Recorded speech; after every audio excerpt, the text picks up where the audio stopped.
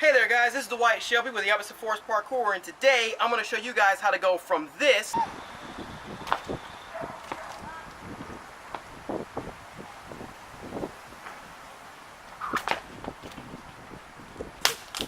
to this.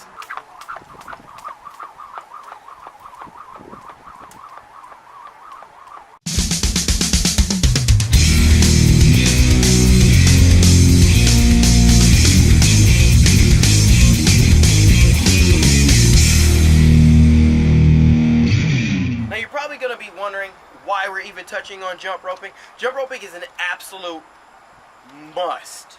Okay, learn to jump rope. Jumping rope is awesome. Okay, it is very important for your fitness. If you are like me and you like actually having muscle, you might not want to run around everywhere, and because of that, one of the best ways to keep up with your cardio is going to be jumping rope. Now, jumping rope has a lot of health benefits, okay? Unlike running, especially if you're running in the inner city and you happen to be running on a lot of concrete, jumping rope is not as bad on the joints, okay? It's actually pretty good for the ankles, knees, and it's very great for calf strength. It's going to improve your balance, your overall coordination, hand-eye coordination, and your agility. Now, I am going to be jumping on concrete, but I do not suggest jumping on concrete for you guys.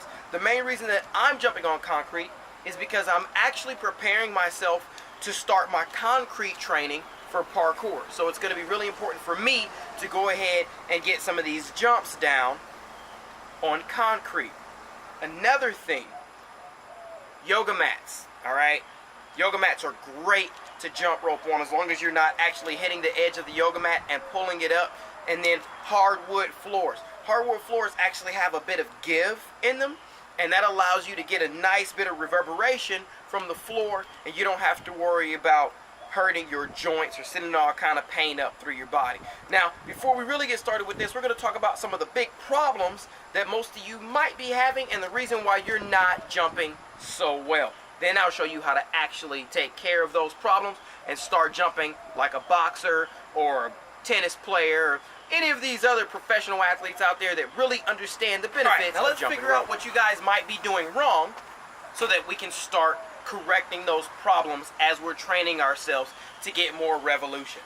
Now, you might be finding that you're having an issue where you try and pick up a jump rope, you start jumping, you get maybe 4 or 5 revolutions in, and the more you jump, the more tired you get, the more irritated you get, the more you hit your feet. The next thing you know, you're throwing your rope down on the ground, you're yelling all sorts of expletives, the kids think you're about to murder somebody, the dog's howling and barking because he thinks you're about to pull out a gun and shoot someone, right?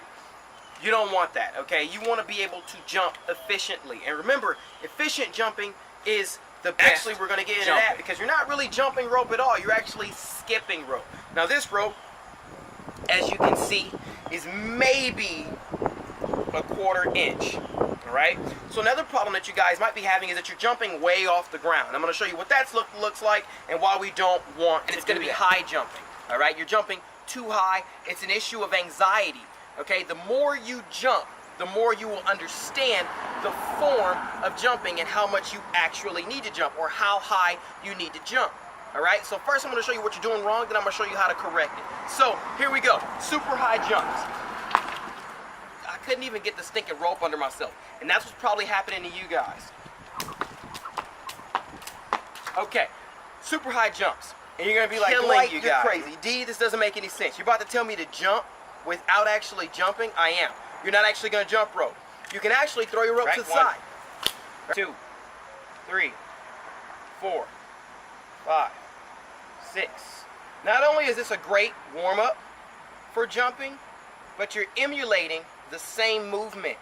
You're getting the same explosive strength from the balls of the feet and the toes. You're getting the same reaction and muscle reaction from the calves. And that's what you want, right? And then slowly, you can turn this small movement, this small calf raise, into a bit of a skip. Right? Alright, now notice that I'm not leaving the ground by that much, and I'm not making a lot of noise. My heels are not coming up.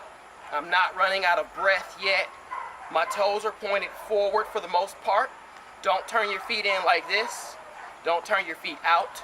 Don't go too wide. Keep them about shoulder length apart. If you put them directly next to each other, you could possibly lose your balance.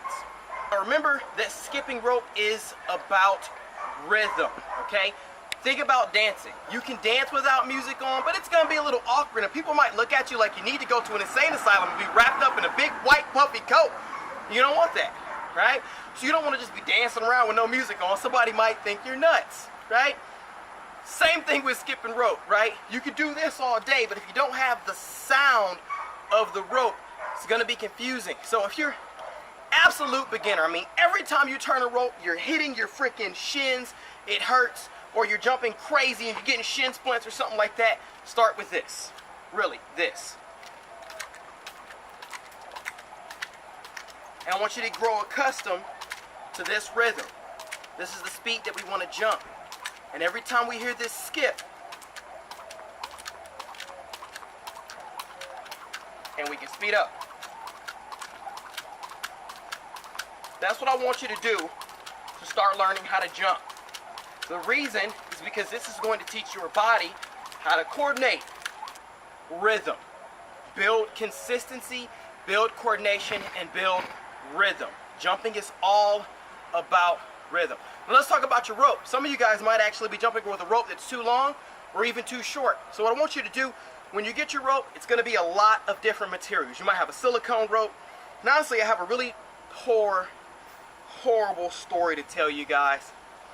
I had a really expensive Nike rope. That thing was $35 freaking.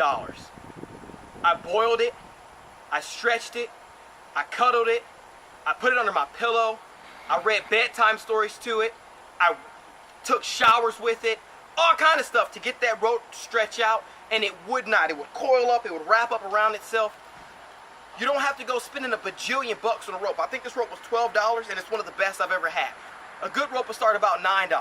Now you can get a heavier rope, you can get a rope made out of leather, you can get a freaking string for all I care, whatever's good for you. But what I want you guys to do is I want you to put your rope under one foot and I want you to pull it up like this.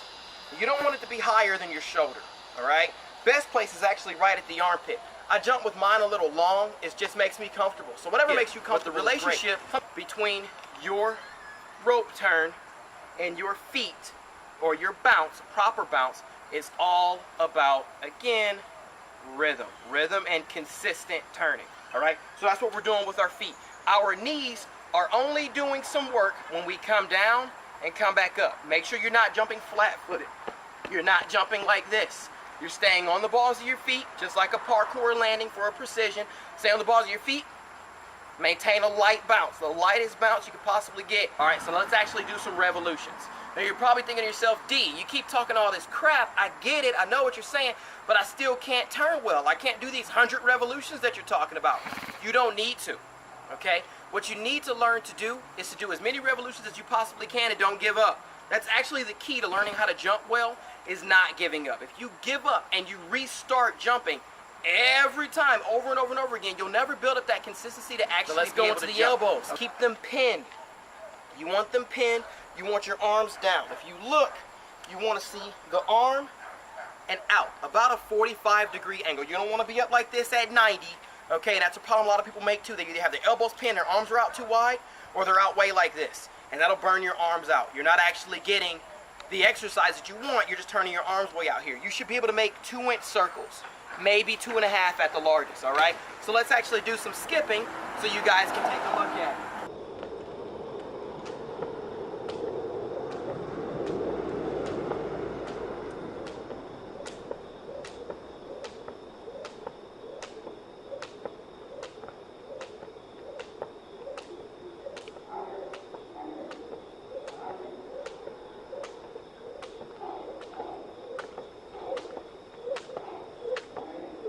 Make sure that when you're jumping, you're keeping a nice steady rhythm.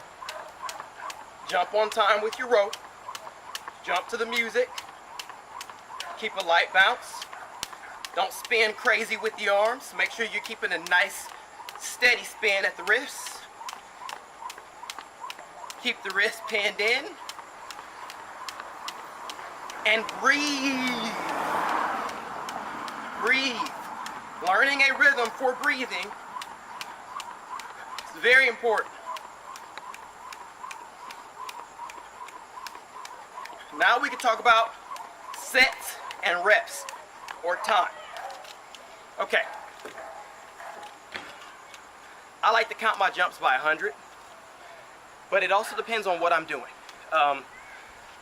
Especially if you're working on more advanced jumps, double skips, sprinters, if you're doing high knees, if you're doing jumping jacks or side straddle.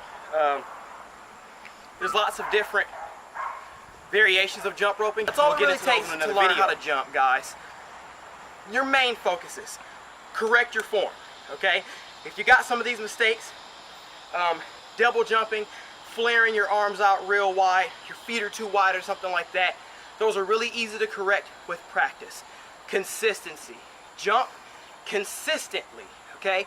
That's going to be the biggest factor in improving your jump roping skills.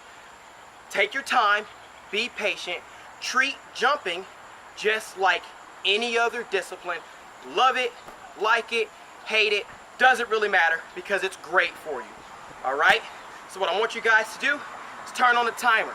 Jump for a minute, jump for 2 minutes, jump for 3 minutes. Doesn't matter how many revolutions you get, doesn't matter how many times you need to reset. Learn to jump well.